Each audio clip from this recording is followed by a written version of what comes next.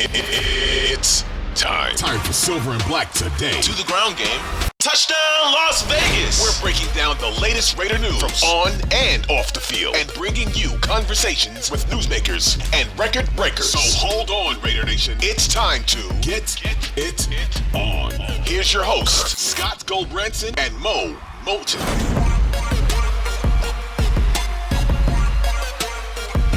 Welcome back to Silver and Black today. Happy Wednesday, hump day. Are you getting over the hump? Let's hope the Raiders are getting over the hump and get on to the winning side of the column. We're past the past, Mo. Is that good? That's terrible. That's what happens when you get to midweek. You're just kind of tired. But anyway, get past what happened and start to look forward. But of course, we're here on a Wednesday, Mo. It is Mailbag Day for Raider Nation. They've sent us in questions. We didn't get to do a show last week, so we got a bunch. We can't get to all of them today. We're going to focus on a few because we got some longer ones. Some of you guys out there want to write novels to us, which shows trust, and we appreciate that. So we're going to go through those. Mo, are you ready to get into these and start answering some questions and listening to some comments? Definitely. All right. Here we go. All right. So let's jump in. The first one here that we have is from our good friend Gary Harkenreader. He's a longtime listener, listens to the show, watches us on YouTube as well. He says, all right, guys, just watch the podcast after yesterday's debacle. This was, we got this on Monday. Not sure the Raiders can win any game. Though the offensive line played better, I think, Carr doesn't have confidence in it to hold up, so he rushes his progression. Like you, I don't want to hear any more talk. It's put up or shut up time. The big money guys need to do more than just mail it in. That includes McDaniels and Ziegler. It's like having a high-performance car, but it's on blocks with the motor still needing to be tuned. Guess we can look forward to the number one pick in the draft. I don't know about that. Thanks for your time, Gary Harkenreader. We appreciate that. Gary talked about, Mo, the offensive line and Carr not having confidence in it, so he's rushing his progressions. Did you see any of that in the film of Carr rushing through progressions and acting hastily? Maybe here and there, but I think he is more of the opposite problem. In week one, like I saw Carr holding on to the ball too long, and because he's trying to make a play, and that's where you get the fumbles and the turnovers. On Sunday, what I saw was Carr had time, more than 2.5 seconds, and he's just off. Like his ball placement, his accuracy. Now, I did say that he connected on 64% of his passes, but he could have probably connected on 70 to 71, 72% of his passes if he wasn't off. But his accuracy is just a little off kilter. There was a pass to Darren Waller over the middle of the game where he missed him. There was a pass to Devontae Adams, I believe, was off target. So he just has to settle in. I don't know if it's because of the offensive system or what have you, but he has to settle in and get his accuracy dialed in. And Gary's point about this being a car up on blocks in the front yard is apropos, I think, because that's what it is. I mean, I think for fans, it's so hard to understand, and we talked about it on yesterday's show. It's so hard to understand. You've heard for years, we need a number one wide receiver, so you get Ruggs, tragedy. Then you go out, you get Devontae Adams. Then you get Darren Waller signed a long-term contract. You got Hunter Renfrow, which we'll talk about Hunter Renfrow in a little bit. Hunter Renfrow, who's a great slot receiver, okay, might have some problem with fumbles. Not just yesterday. We'll talk about it on Thursday maybe. But you have all these weapons. Yes, the offensive line. You even have a good backup tight end in Foster Moreau. You have that loaded running back room with Josh Jacobs, Zamir White, these guys who are really exciting. People had such high expectations, and so you say, hey, man, I'm going to sit in this Ferrari, and I'm going to drive this puppy. It's going to feel good. And then you look around, you snap out of it, and you realize you're driving a Pinto. I just think it's going to take some time. I tweeted this out on Monday that I had the Raiders starting off slow. I don't know if you guys remember our prediction show. I had the Raiders starting off slow. I didn't have them starting out 0-2, but I had them at a slow start. And I remember one of the comments said, "Oh, Mo had us at 5-5 or 6-5. Oh, wow, he's a hater." And doesn't seem so bad now. Now a lot of people saying, "No, 10-7 sounds good, Mo. I like that." Just saying. They doubted Nostradamus. You always lose when you doubt Nostradamus, unless you're playing him in fantasy football, but that's a different story for a different day. I know. Yeah, I think you're right there. I mean, it's a situation where the expectations, and that's what I've always said. I've been very consistent in my career covering the Raiders and say, hey, look, you can have high expectations, but when it goes really well, don't get too high, and when it goes really bad, don't get too low. I think people are at that really low point now because the excitement, everything seemed to go right during the offseason, right, Mo? Everything seemed to line up perfectly. Boy, this GM is going out and doing things, signing the guys, giving people rewards for what they've done. Boy, they're coming in. You got all these great talent, these players. The draft picks look good in the preseason. Wait a minute. You have a third-round draft pick that can play football, unlike the previous regime? Everything seemed to go, and then all of a sudden, bam, it's a brick wall, and I think that's just hard for people to take. You ever grown up as a kid, you ever have high expectations for Christmas? You think you're going to get all of these things for Christmas? And you ever been disappointed where you're like, you wanted something specific and you didn't get it? That's kind of like, this is kind of like what I think Raiders fans are going through right now. They expected a 3-0, 4-0 start because they got Devontae Adams and Chandler Jones, who I spoke about in my column, who's underperforming. And you signed your core guys and all of this stuff. As you said, everything seems to be going well. The preseason 4-0, first undefeated preseason for the Raiders in franchise history. You know, not a lot of noise about the roster in the offseason. Darren Waller doesn't hold out, gets his new contract. Everything seems fine. Should be going smooth, right? 0-2. So as you said, when expectations are high, it doesn't go right. Yeah.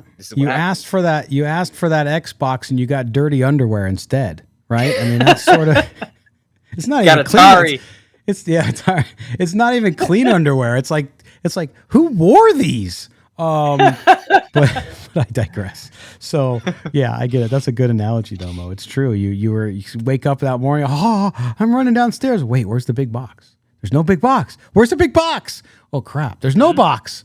Anyway, so we'll see if they turn around. But Gary, thank you so much for the question. We appreciate you spending the time to do that and for supporting the show. By the way, if you haven't yet, please subscribe to the show. Whether you're listening to us on audio, you're watching us on YouTube, then just hit subscribe and notifications there and follow the show as well. By the way, tomorrow we will get into the Tennessee Titans. We'll review any news updates on the roster for the Raiders, including injury updates. Is Trayvon Moore close to coming back? You know, what's going on? Or I should say, is he on progress to come back? We'll find out more about that coming up. All right, on to the next question. It says, hey guys, loving the content you put out for Raider Nation. Really appreciate it. This relates to the absolute shambles of a second half. I'm surprised we have questions on this. Versus the Cardinals. After an almost perfect first half, I fail to see how the coaches get it so wrong. Yes, the Cardinals probably made some adjustments. However, our play calling on both sides of the ball left me scratching my head, and not for the first time. I really appreciate just how many coaches in the NFL, even veteran ones, may be competent play callers. However, my question is, why do they really lack simple situational awareness and game management skills when they get a head coaching spot? I don't understand why this seems to be such a big issue. We see it almost every week through totally baffling decisions. Our head coach may just be involved in one of the worst losses I can remember for our team, and I've witnessed plenty of those. We've never lost by 20 points before. And that says, keep up good the work, guys. Always look forward to your shows. And that is from our friend Craig Welsh over in Scotland again.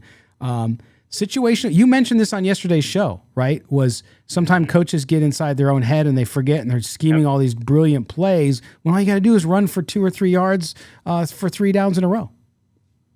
Yep, that's called outthinking the room, Craig. And I think that's what happens to some coaches. I can't speak for Josh McDaniel's situation. Sometimes I think also if you're a delegator, which means you give certain duties out to other coaches, sometimes you just get bad, advice from your assistants, and that's not good either. I don't know. Again, I don't know. I'm not on the sideline, so I can't say what the issue with Josh McDaniels is, but I would assume he's making the play calls for the offense. And I think that he just didn't know what to do with the lead. I think he just got too caught up in the passing attack, Derek Carr and all his weapons, that he not forgot about his run game, but just faded the run game and said, we're going to put the ball in Derek Carr's hands in hopes that he moves the ball with Devontae Adams, Darren Waller, and Hunter Renfrow. And it backfired instead of doing the simple thing and just running the football. Sometimes the simple answer is the right answer. And we do this in life sometimes. We have all of these bells and whistles. We want all of this stuff. We want all of this complexity.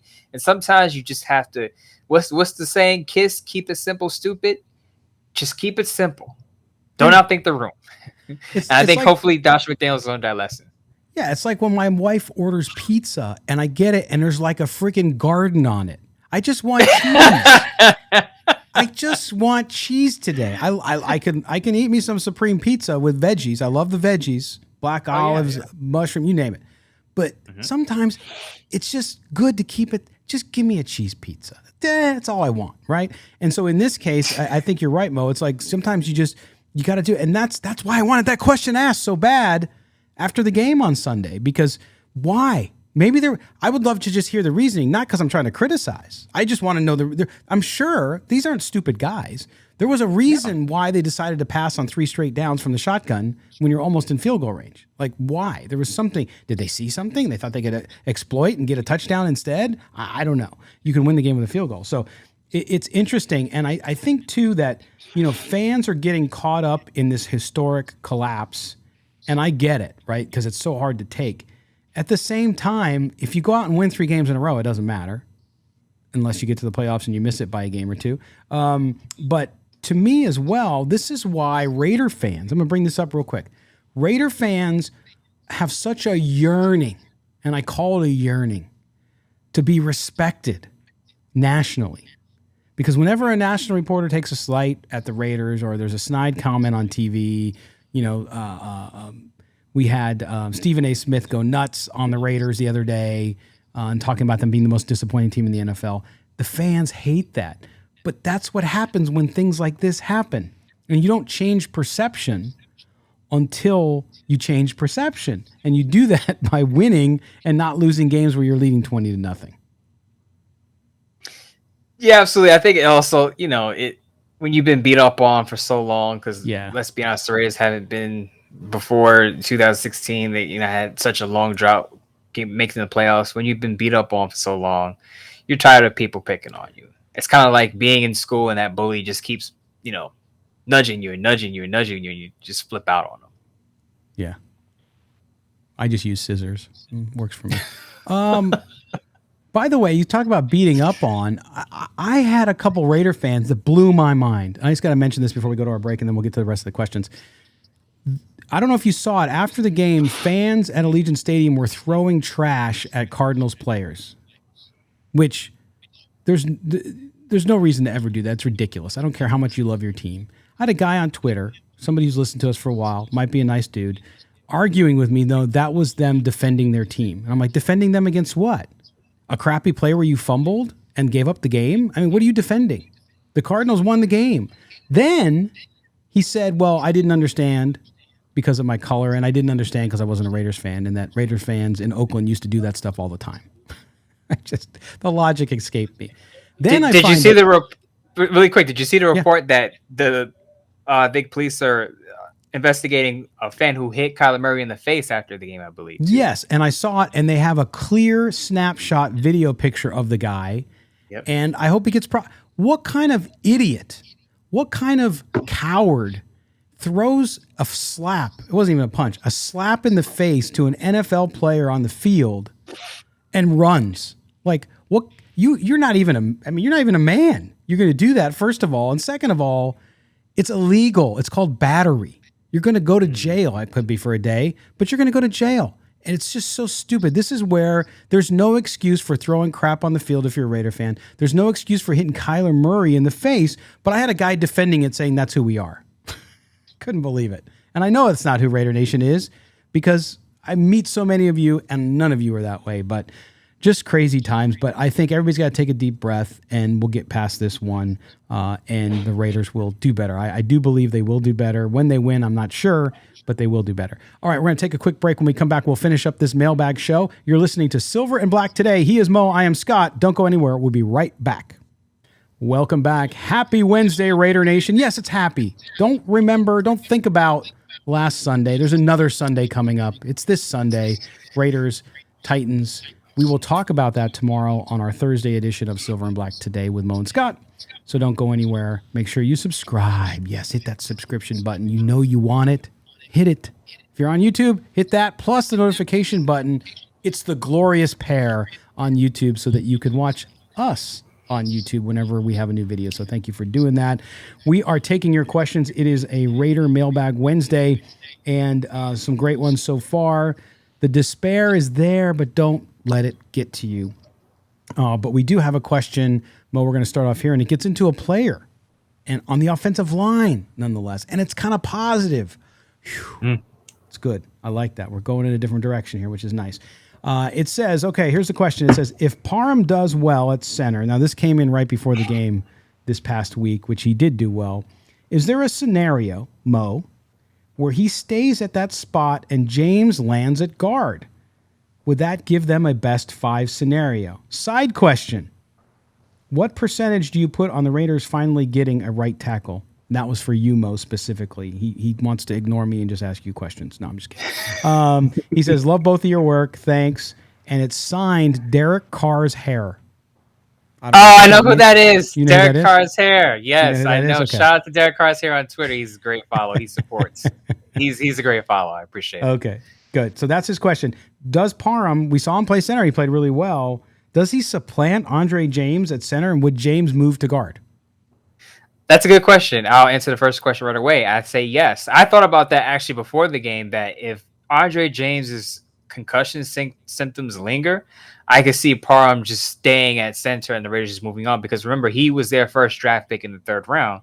They obviously have high expectations for him. So if Andre James is out for any length of period of time, I could see that changing of the guard at the center position happening. I also wrote this in a Sportsnet article not too long ago that the Raiders can release Andre James and save about $5 million next offseason. So they may even just move off him, save the money, and start Parham this year to get the ball rolling. But to answer the second part of his question, I don't see James moving to guard, but he did play tackle at UCLA. Not saying that he'll be a right tackle, because I really think the Raiders believe in Thayer Mumford. I think they want Thayer Mumford to be the guy, because if they didn't, they wouldn't be mixing him in with Jermaine Illuminar. But I think they want Mumford to be the guy at right tackle.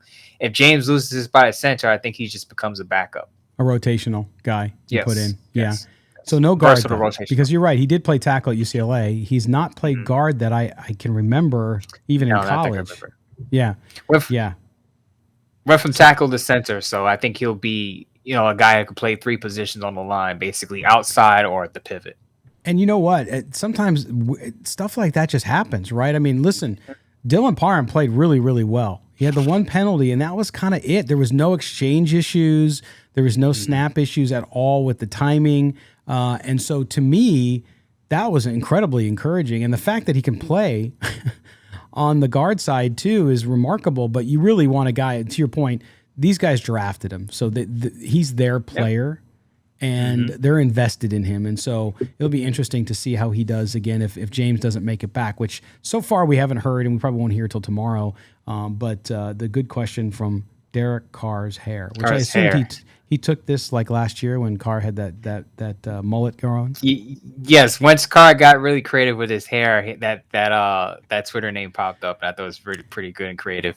Well, Derek Carr's hair, if you don't mind me knowing your identity, please send me your info so we can send you your show sticker. And maybe you win the T-shirt tonight, too. And I can't send it to Derek Carr's hair because that's a pseudonym. So please send us your information so we can send you your sticker plus your shirt if you win the shirt. So we'll do that as well. So another good question there on our Raider Nation mailbag as well. All right.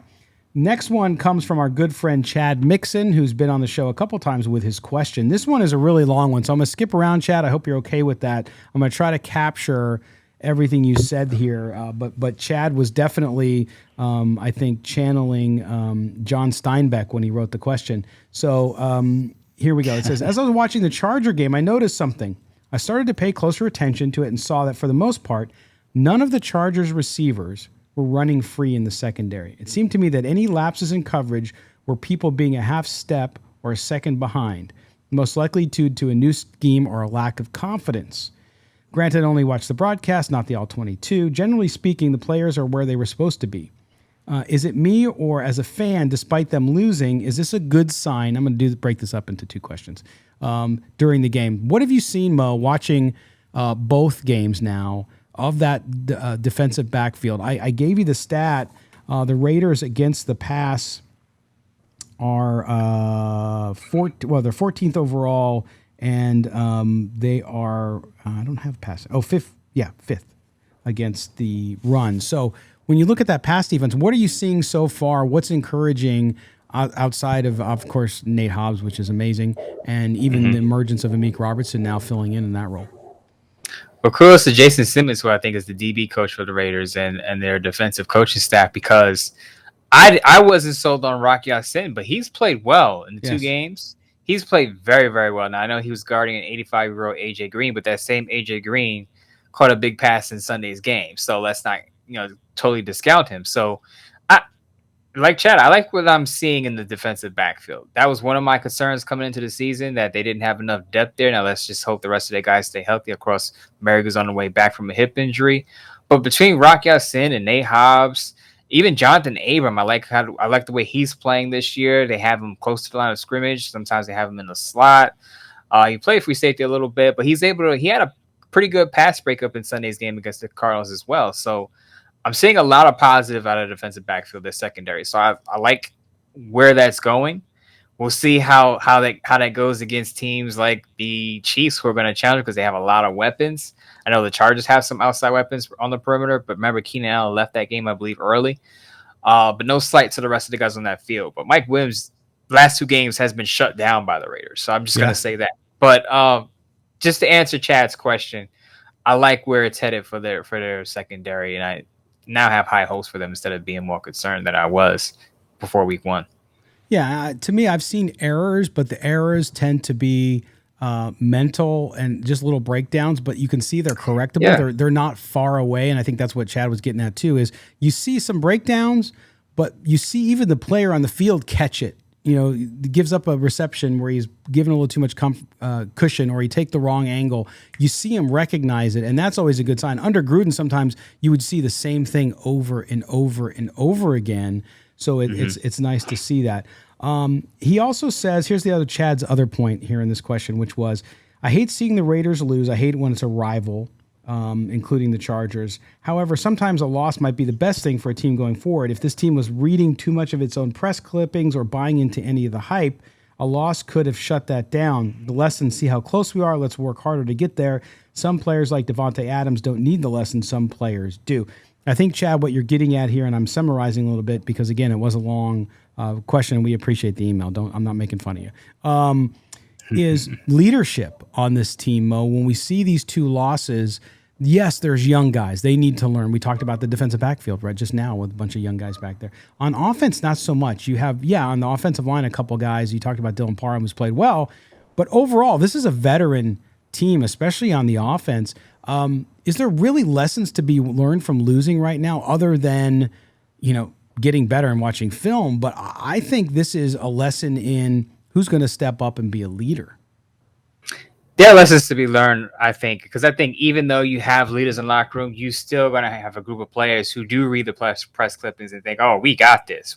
So now you're 0-2. So as I wrote in my Sportsnet article on Tuesday, they're facing some early season adversity. And I think not that you want to be 0-2 to start the season, but now you get to test the mental, I don't want to say mental fortitude, but the mentality of your players. Do they have the resolve to bounce back off of a hard, resolve is a rough one, start? Yeah. Some resolve. Now you're going to get to see that in real time. I think Mike McDaniel had a good soundbite earlier. And before the Dolphins came back against the Baltimore Ravens, he said that he wanted his team to face some adversity after they handily beat the Patriots. He said he wanted to see his team face some adversity, not that he wanted them to fall behind by 21 points, because he said they took it a little too seriously. But I think there is some good in facing an early hole, that you get to see what your players are made of very early in the season, because as it gets late, and if you're in the playoff race, that pressure is only going to ramp up a lot. There it is. Mo, glass half full, Moten. I love it. By the way, I'm going to read a little bit more of Chad's email here too, because I think it's funny. Chad, by the way, he said he's usually only listens to us. He doesn't watch YouTube, but he said, I usually only listen, but I had to see Mo eat the ice cream. If you missed the show with Mo eating the mint chocolate ice cream because he lost to me in fantasy football, you missed it. Great content, and it makes you both more personable. Thank you. Appreciate that. Then this is the great one. You'll like this. He says, hey, keep up the good work. Maybe that Kelly guy can get some better equipment and a better connection, though. I wanted to hear what he had to say, but I had to skip most of it. If Kelly wins our fantasy football league, we'll get him a camera and a nice little setup so that he's better viewed on YouTube and everything. Oh, work on that. That's Chad Mixon. Thanks, Chad. We appreciate it. Okay, we got time for one more question, and this one has to do with you eating ice cream. It says, this is from Larry in Denton, Texas. He said, I almost spit out my pistachio ice cream watching Mo eat his mint chocolate ice cream. What I'd love to see is Mo having to eat a cheesecake pizza with pineapple. Wow, he just put me in a doomsday situation right there. Yes. He just hit the trifecta. Yes. He also said it would be great for you guys to do a show every week, maybe during the off season, where you have Mo eat weird stuff and get his reaction. So basically, people just want to see me eat stuff and be grossed out by it. Yes. I get that's the running theme between Chad and this emailer here. Yes. So I think we're on to something. I think we got to get if you've seen it in China, they have those skewers with the scorpions on it, and no. But you're in New York City. You got lots of great international flair and food, all kinds of food. You go down into Chinatown or Little Korea or any of those places, you're going to get all kinds of great stuff. Great. Absolutely, but it feels like people want to put me on an episode of Fear Factor here. Pretty soon I'm going to be eating chocolate-covered tarantulas and bugs and all sorts of things. What's going to happen is people are going to come on one day and Mo's going to say, I have to announce I'm leaving Silver and Black today, and you can follow me on my new show, Meals with Mo. Meals with Mo. I mean, if I continue to get this support, that would be great, I mean, hey, listen. We are on a big network. We're on the Odyssey Original Podcast Network, along with 31 other NFL podcasts. They're exclusive to Odyssey. If you're a sponsor and you want Mo to eat stuff, call our salespeople, and we can do it right on the show. We'll deliver. You deliver stuff right to Mo's place in New York, and he'll eat it, whatever it is. It could be Rocky Mountain oysters. Do you know what those are? Yeah. No. Okay. No idea. Okay. You'll look it up after the show. I definitely. Maybe that's the bet on the next game. Oh boy. Let's just say that it has to do with reproductive organs of a bull. So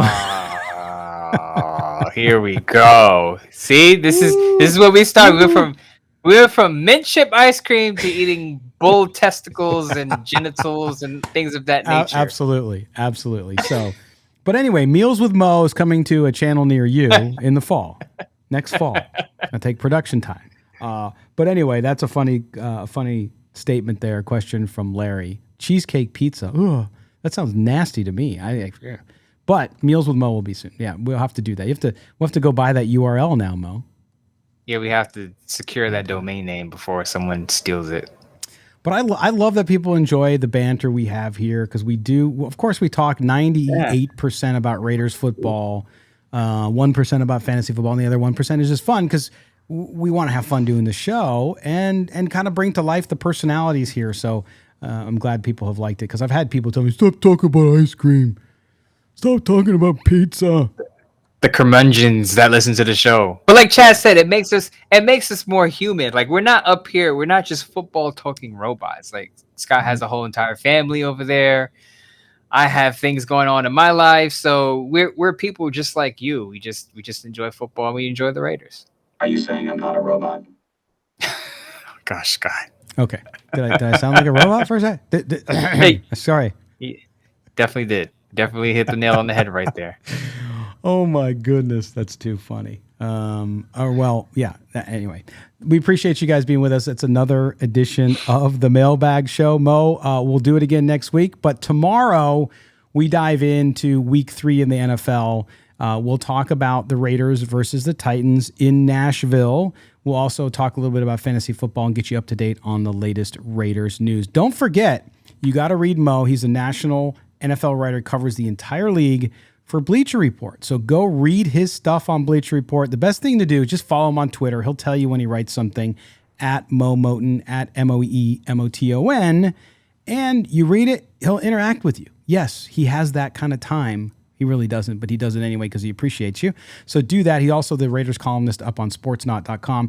Do me a favor. Today dropped my stocks up, stocks down Raiders piece on Sportsnaut. So you can go read that today, right now, after you listen to this. Hopefully you already have, but I appreciate that. You can follow me on Twitter at LVGully, and also the show, SNB Today. Mo, we got to pick a winner on the t-shirt today. Who's going to get the lucky t-shirt? I want to give it to Derek Carr's hair, but he's going to have to send us his address. I don't know if you agree. I do too, because I actually thought about. I was actually going to tweet about Dylan Parham taking over for Andre James, and because I felt like that was a real possibility. Not that the Raiders are trying to boot Andre James, but it's kind of like a situation what happened with not with the San Francisco 49ers, but Trey Lance got hurt, right? Yep. Jimmy Garoppolo comes in, and a lot of players now are saying that the 49ers are a better team with Jimmy Garoppolo now. Now, they didn't want to get rid of Trey Lance, but it just so happens that, they had Jimmy Garoppolo there, and he's a better quarterback right now. Now, it's different for the Raiders because we talk about a young guy over an older veteran. But as you said, the Raiders drafted Dylan Parham. They eventually want Dylan Parham to start.